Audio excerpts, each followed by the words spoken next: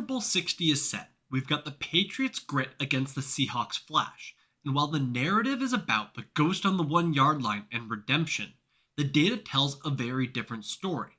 And I'm going to show you 4 charts to prove why the Lombardi Trophy is likely headed back to the Pacific Northwest.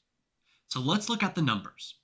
First, let's talk about the most important position on the field, QB. And you couldn't ask for a more drastic difference in momentum. Look at the X on this chart. On one side, you have Drake Maye. He's had a solid rookie season. But look at the drop-off in the playoffs. And while he's been playing in the snow, and I'm going to be honest, I filtered out the last half of that Denver Patriots game because of how much the snow must have been affecting their play. But he's also been playing ugly ball outside of that. And his efficiency numbers have plummeted to a negative .08. He's struggling to move the needle. But look at Sam Darnold. He started average, but has turned into a supernova in the postseason, which is contrary to what everyone, including myself, thought. And he is sitting at a massive .41 EPA per play. And here's the irony that everyone is forgetting. Sam Darnold is from the famous 2018 draft class. We spend most of our time talking about Lamar Jackson, Josh Allen, and Baker Mayfield. But folks, if Sam plays like this for one more game, the guy who is seeing ghosts in New York is going to be the first quarterback from the legendary draft class to actually win a Super Bowl ring. Now, to make a fair case, you have to address the elephant in the room, the Seahawks defense. Now, are they elite or have they just been beating up on bad teams? Personally, I think they are the best defense in the league. So this chart shows their efficiency over the last 2 months, where they played the Falcons and the Colts, the Panthers, and the Niners twice. They were lights out, absolutely dominant. But they also played the Niners twice. Now look at those tall 2 blue bars. Those are also the game where they played the Rams. And when Seattle faces a complex, high-powered offense with actual receiving targets, they give up points in bunches. This is Seattle's only real weakness. And if Drake Maye suddenly turns into Matt Stafford, Seattle's in trouble.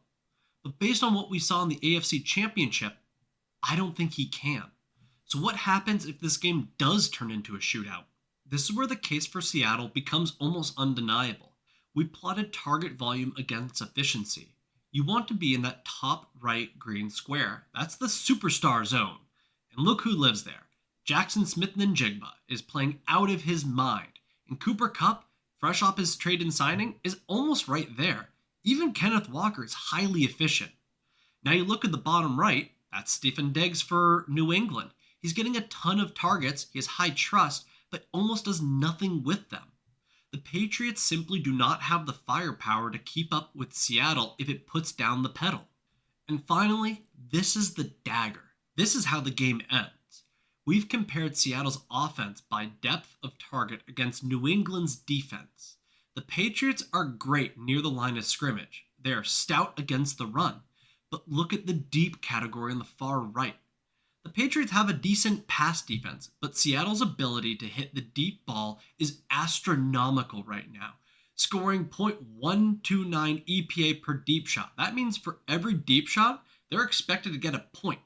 1 in 6 gets them a touchdown. That is game-breaking efficiency.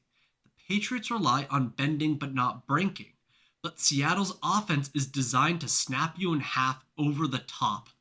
When you add it up, a quarterback playing the best football of his life, a receiving core that is vastly superior to the opponents, and a deep ball mismatch that New England can't scheme away.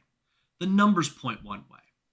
The Patriots might have history on their side, but the Seattle Seahawks have more firepower. Let me know in the comments. Do you trust Sam Darnold to finish the job? Thanks for watching.